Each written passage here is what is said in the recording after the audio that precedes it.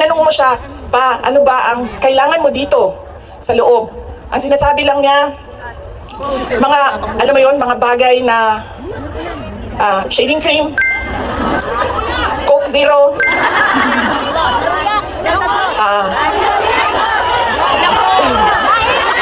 tumigil na siya sa kakahingi ng Pinoy na ulam dahil parang hindi talaga kaya nung nagluluto sa loob Pinoy na ulam. Pero nagpadala ako kahapon ng PDF file ng mga recipes na pwedeng sundin nung nagluluto. Yes! Duterte! Duterte! Ang hilig sa Coke Zero at yun lang yung hingi niya. May shopping list doon sa loob. At sabi niya doon sa gwardiya na isulat mo dyan, 2 case ng Coke Zero.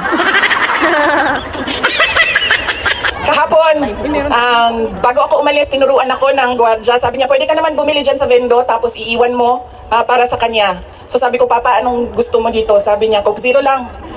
So bumili akong 4 na Coke Zero, iniwan ko sa kanya. Sabi ko pa, that's 1 for each day pa ha. So today, tomorrow Saturday, tomorrow Sunday, Monday, Tuesday, Wednesday. Dahil darating na yung grocery list mo by Wednesday. At sagot niya sa akin, bakit isa lang?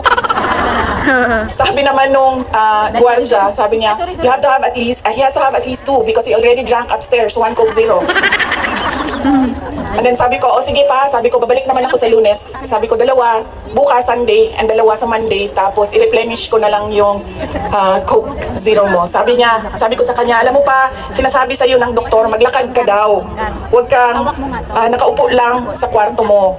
Tapos sabi ko, pwede ka naman, allowed kayo na lumabas dyan. Sabihan niyo lang ang gwardiya. Sabi niya, ayoko maglakad sa labas kasi baka didiretso ako sa gate at umalis sa lugar na ito.